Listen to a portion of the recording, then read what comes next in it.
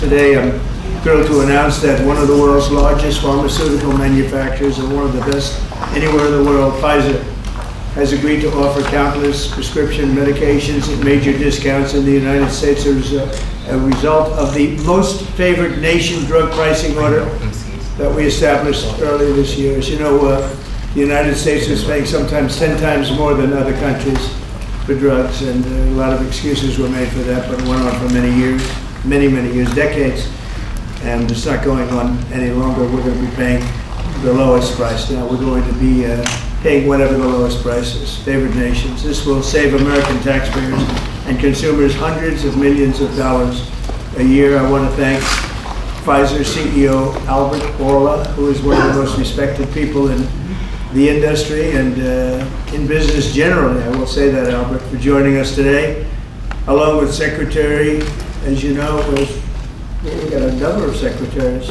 Secretary is Lutnick behind me, I hope. Who's Lutnick? He's over here, sir, to the right. You can get over here. I'm looking for Lutnick. Our great Secretary of Commerce. Good, I'm glad you're here. You would have been in trouble. Howard Lutnick, great. Secretary Robert F. Kennedy Jr., CMS Administrator, Mehmet Oz, Medicare Administrator Chris Plump, and the FDA Commissioner Marty McCary, and I just want to thank them all. They've been working hard on many things. I think this is one of the biggest medical announcements that this office has ever made, because we're talking about price reductions, as you'll see in a couple of minutes, that are incredible. For many years, Americans have paid the highest prices anywhere in the world for prescription drugs. They paid far more, 10 times, 13 times, 15 times more than other countries for the exact same product. A major reason is that the American consumers have been subsidizing research and development costs for the entire planet. They put all of that on us, and yet they were the beneficiaries too. So it's being changed as of today. The United States at just 4% of the world's population and consumers, only 13% of all prescription drugs, yet pharmaceutical companies make 75% of their profits from the United States. So think of that. We have 4% of the market, 13% of prescription drugs, and yet, Albert, I didn't know you were that violent. I'm surprised you're agreeing to this. I'm getting better. No, he's doing the right thing, thank you. And yet they make 75% of their profits from the American customers, so it's something. That's why I signed an executive order combating this practice, and we signed it very happily a little while ago. Today, Pfizer is committing, as will other drug companies as we go through the weeks, but Pfizer is truly one of the biggest in the world and one of the greatest in the world. Today, Pfizer is committing to offer all of their prescription medications to Medicaid, and it will be at the most favored nation's prices. It's going to have a huge impact on bringing Medicaid costs down like nothing else. I told you that in my first term, I was so proud of the fact that for the first time in 28 years, drug prices came down. And I had a news conference that I explained it was 1/10 of 1%, but it was down. And here we're talking about, in one case, over 1,000%. This is a critical step forward to our work and to improve healthcare, and hardworking, low-income Americans, especially low-income Americans, will be helped so greatly. In addition, Pfizer is agreeing to provide some of their most popular current medications to all consumers at heavily discounted prices of anywhere between 50 and even 100%. And that's off the price. And in some cases, even more than that. These drugs will be available for direct purchase online at a website operated by the federal government. We're also announcing that moving forward, all new medications introduced by Pfizer to the American market will be sold at the reduced most favored nation costs. So we'll be paying essentially what other countries are paying, who have been much lower for many years. Furthermore, Pfizer will invest $70 billion to reshore domestic manufacturing facilities. In other words, they're going to bring a lot of their facilities to make their drugs and make what they make, their product. They're going to make it in the United States. I appreciate that $70 billion investment and fund research and development right here in America.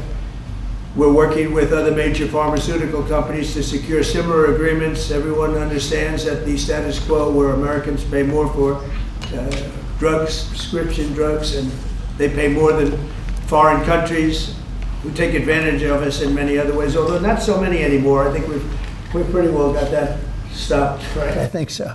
We've stopped that, but they took advantage of a lot of other presidents, that I can tell you. But we're making this pay to be very unacceptable, what they've done in the past. That's why my administration is also taking historic action to investigate the unfair and discriminatory trade practices of other countries that extort our pharmaceutical makers to shift costs onto the American consumer.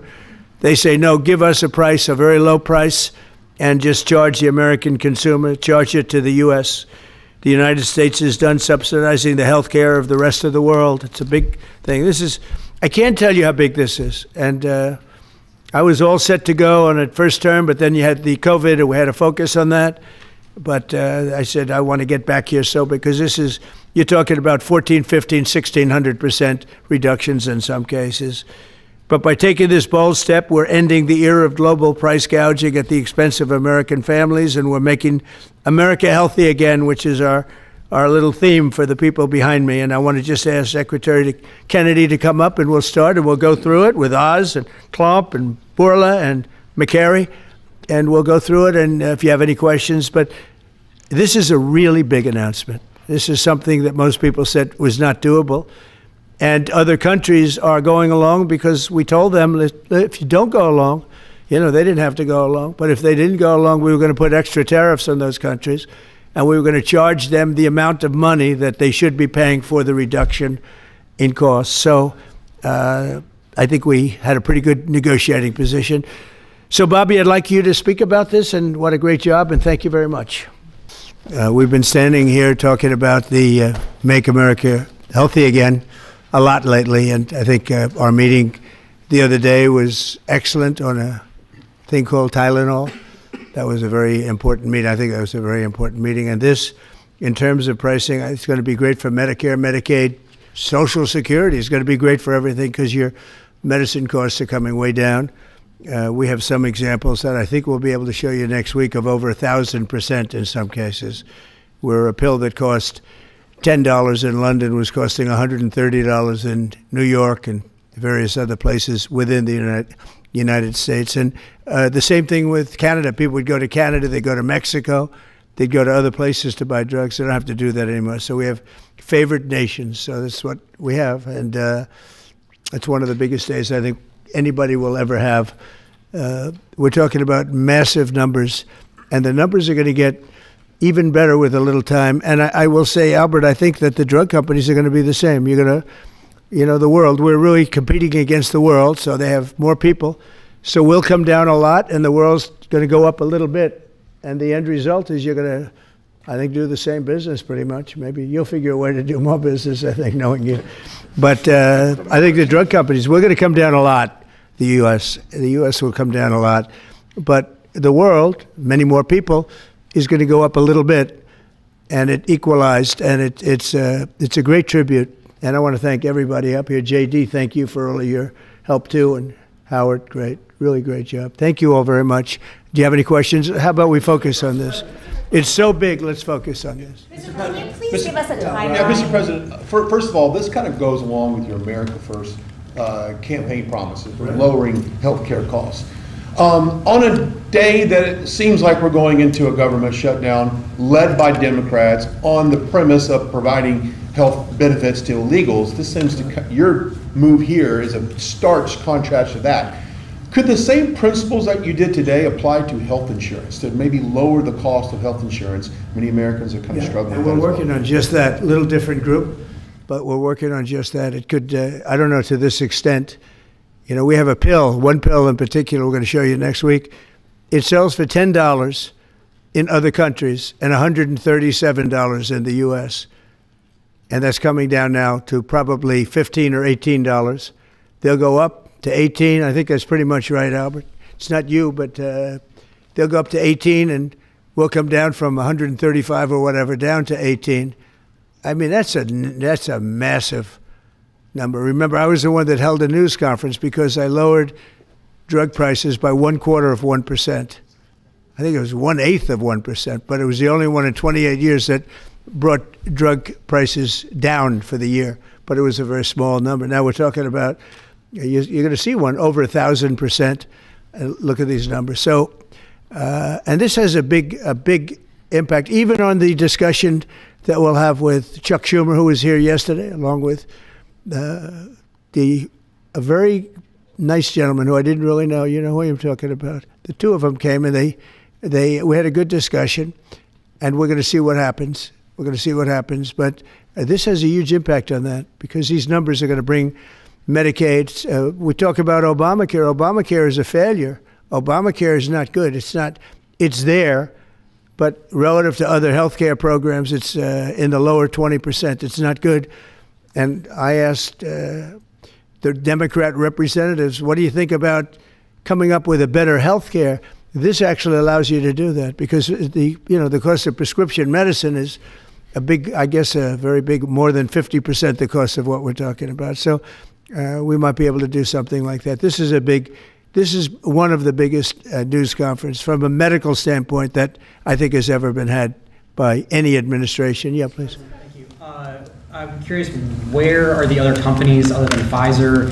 Are you expecting them to come later? They're all with us. And I was honored to have Albert be the first. He's done a fantastic job with, as you know, with the COVID.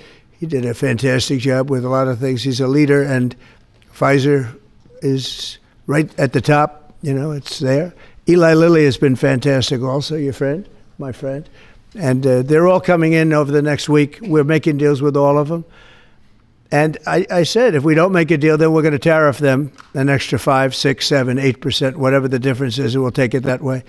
So we took away the advantage by the fact that we have tariffs. We took away the advantage that they would have of just saying no, and we couldn't do anything about it. If they do that, what we do is we'd put a tariff on them of an equivalent amount, and we take it that way. And nobody wants to play that game. So they're going to be, they're all going to be good. We didn't have to mention that to Albert. Well, maybe I whispered it to him very slightly. We had to give ourselves a little bit of an advantage. But the tariffs played a big role, because they know that's what's going to happen. President Trump, you mentioned the exemption of the 232s, but can you share a timeline for when we can expect the results of that 232 investigation? Let Howard answer that question, please.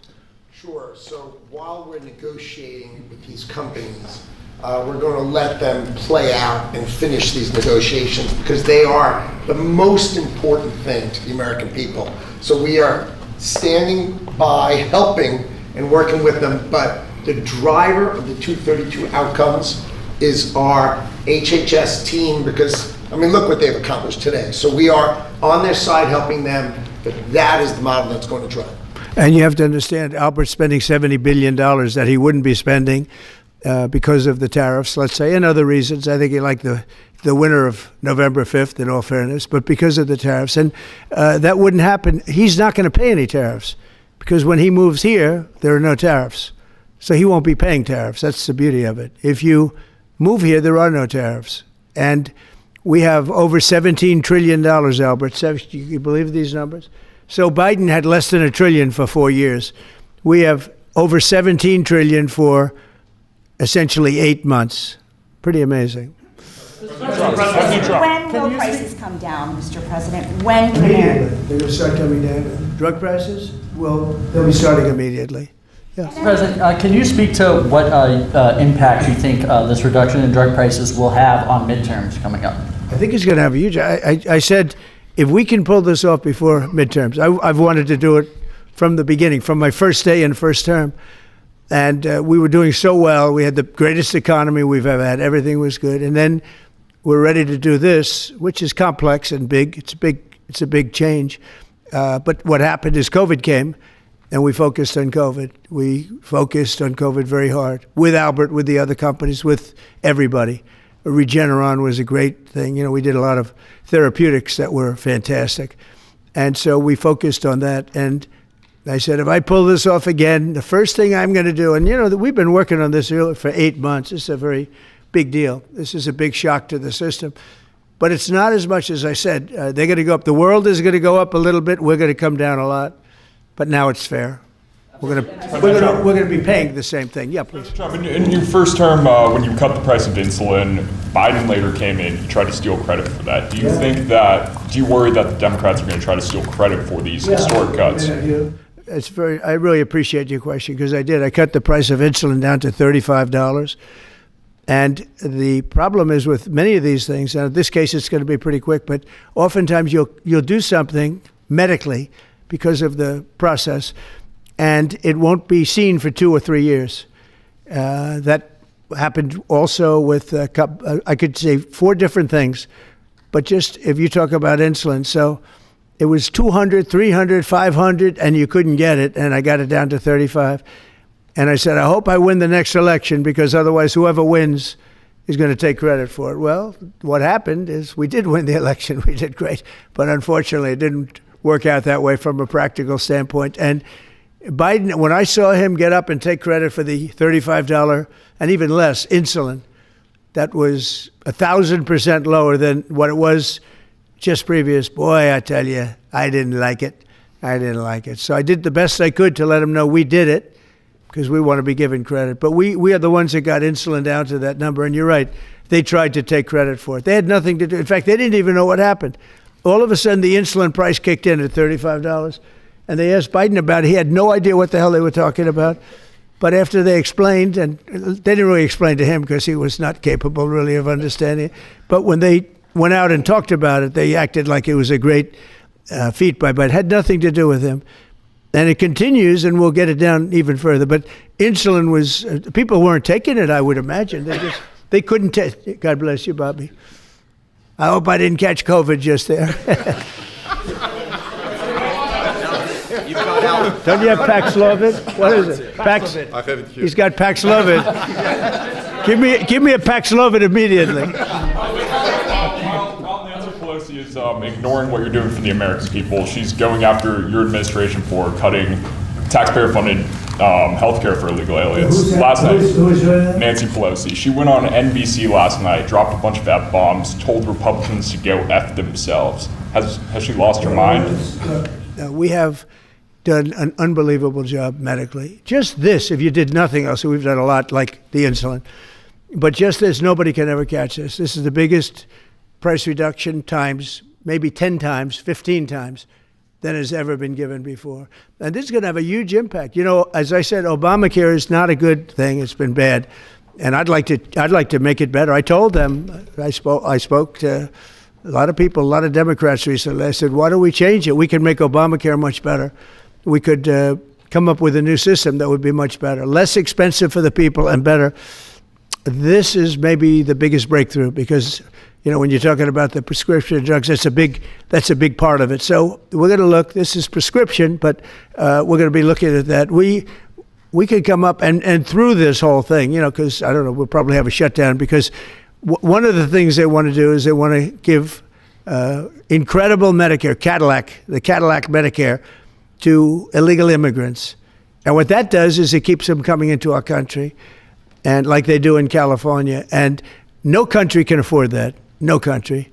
And we have the border stopped up. We have it closed. We have nobody for 4 months. Zero people came in. That wasn't me. That's by the authorities, who happen to be liberally oriented. But just think of that. We have people offering health care to people all over the world that they can't afford to pay. And that's the Democrats. And what that does is it brings people into the country because they want to come in for the health care. But no country can afford it, and they can't afford it. So we cannot allow them to charge tremendous amounts of money for health care for people that aren't even citizens. And in many cases, they come in from prisons, jails, and mental institutions. And we can't let that happen. So we have a big fight over that. We have a fight over open borders. They still want open borders. We're having a fight over men and women's sports, if you believe it. You would have thought they would have learned that it's not a good issue. And we have a fight in transgender, as you know, transgender for everybody. And that, when you talk medically, that's a lot of money too. That's a lot of, those operations are bad. So those things are also being discussed right now. I mean, can you imagine we're actually talking about open borders, and we now have a great border, and we have a great country. Our country was dead 1 year ago. Now we have the hottest country anywhere in the world. Big difference. Yeah. Say about the state of the Democrat Party when they have a 33% favorability rating on average in recent months, and they're willing to shut down the government over health care. They are shutting it down. We're not shutting it down. We don't want it to shut down because we have the greatest period of time ever. I told you, we have $17 trillion being invested, so the last person that wants it shut down is us. Now, with that being said, we can do things during the shutdown that are irreversible, that are bad for them and irreversible by them, like cutting vast numbers of people out, cutting things that they like, cutting programs that they like.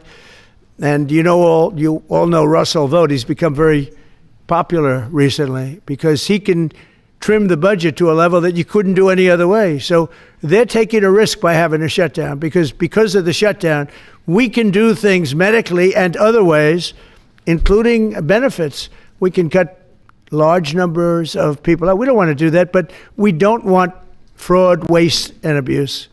And, we're cutting that.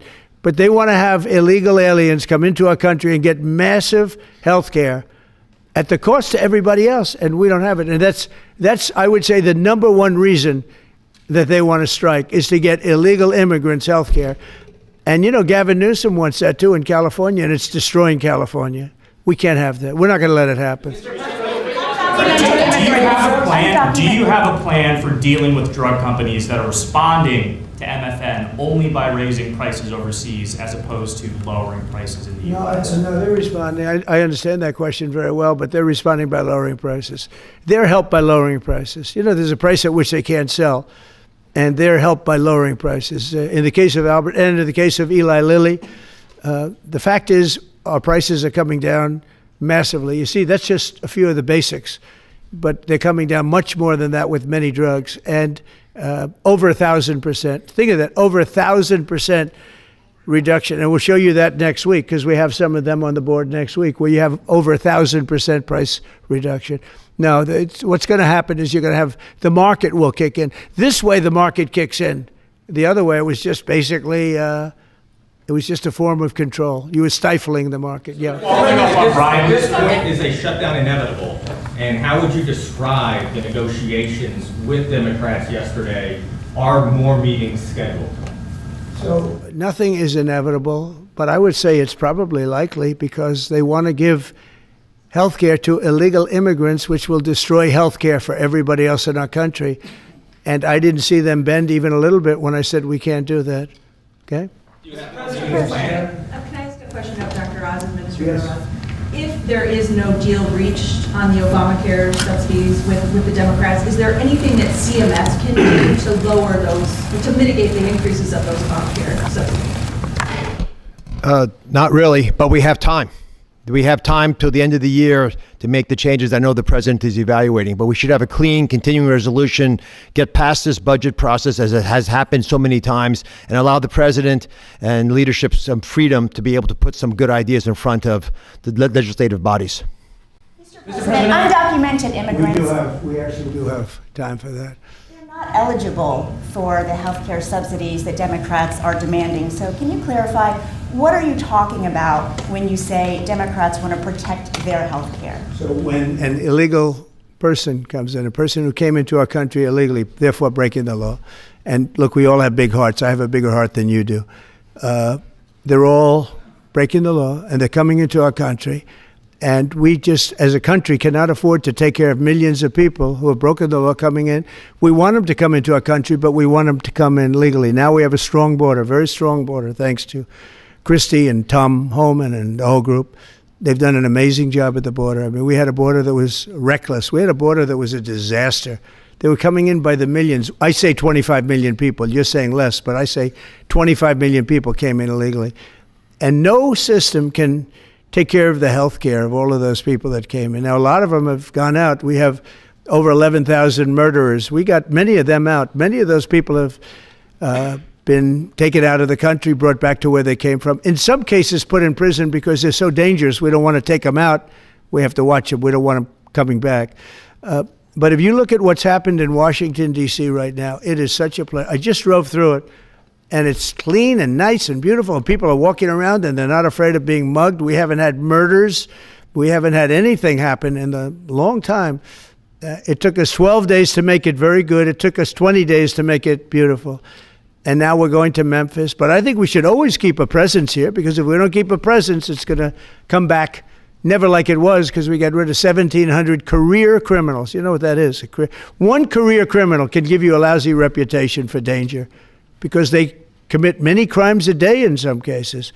But Washington, D.C. is an unbelievable example of what can happen. And now we're going, as you know, to Memphis, which was very similar to Washington, very dangerous. And we're there, and we're working along very well with the governor, the mayor. A lot of these Democrat mayors, you know, what they don't want to have us do well, because if we do well, it makes them look bad, and they shouldn't feel that way. If I were a Democrat and I was a governor or mayor, I'd be calling Trump. I'd say, get your troops over here, just help, because the mayor of Washington is getting a lot of credit for what we did, you know, a lot of credit. But the beauty is, isn't it nice, seriously, you walk down the street, you're not going to be mugged, you're not going to be hit. We had a meeting about 3-4 months ago, and I was saying to the media, how many of you people have been threatened or mugged or accosted during your walk to the White House? And they said, we don't walk to the White House anymore. But the answer was, remember, Brian, almost everybody's, look at this guy. They even attacked this big, strong guy, right? Didn't you get attacked? Did you? But yeah, just take a look at the other guy, right? What happened to the other guy? I don't know. Those other guys are pretty tough. They're tough with a gun in their hand, right? And yeah, you were hit pretty hard. But almost everybody was. And now, nobody. Anybody been accosted in the last 3 weeks? If I would have said that 6 months ago, half the hands would have been raised out. No, we have a very safe city now. The country's going to be safe. We're doing one at a time, and we'll be going to Chicago. I told you this, sir. Union Pacific, head of the railroad. He knows this country very well. Started off as a very low-rung employee of the Union Pacific. He's now chairman. He came to me and he said, sir, save Chicago. It's a great city. It's going down fast. They had 11 people killed over the last couple of weeks. 11 people killed. 48 shot. That's not a city. It's a war zone. There's no city in the world like that. And then we have to listen to this Pritzker get up. I know him well. They threw him out of his business, and the family threw him out of the business because he's a loser. But we have to listen to Pritzker get up. He should call me and say, get the troops in. You ever hear that? 11 people over a week and a half killed. And I think it's 48, when you add it up, 48 people shot. And then I have to listen to a governor say how nice it is. It's a wonderful experience. Now, what is a wonderful experience is D.C. People are eating in the restaurants. They just opened 2 new restaurants, which hasn't worked in years. And we had it pretty good 4 years ago. We were just getting ready to do this, but we did it right. And, you know, we have a big victory in the Supreme Court. It's called merit. And so that includes the military. Our soldiers, did you see what they look like? These guys, they look like serious soldiers. They weren't playing games, and they went in there and they did a fantastic job. And Washington, D.C. is now a beautiful, safe city. The restaurants are thriving. The people are walking down the street holding their husband or their boyfriend's hand, and they're not worried about being raped or mugged or shot at. And it's been an amazing thing. And we'll do that in every city. We'll do them sort of one at a time. We'll do a couple at a time. And we have a tremendous force because, as you know, in recruitment numbers, when we put out, 2 years ago, when Biden would put out recruitment, nobody would join. Nobody wanted to be in the military. Nobody wanted to be police. It was just announced this morning. You probably saw my speech over with the military, with the generals, admirals. Record numbers of people signing up for the Navy, the Army, Air Force, Marines, Coast Guard, Space Force. I love Space Force. That was my baby. But we have record numbers of people signing up, and that includes police department, fire department. So, you know, it's been an amazing thing. Well, we're going to have another meeting next week on this. We have another great company coming in, similar kind of numbers. But we're going to show you some 1,000% drops in prices. There has never been anything like this in the history of medicine, and it's an honor. And Albert, I want to thank you, and I want to thank everybody behind me, because you are a great team. We have a great team. Everybody says you have a great cabinet. It's a great team. So thank you, Bobby. Thank you very much. Thank you, everybody.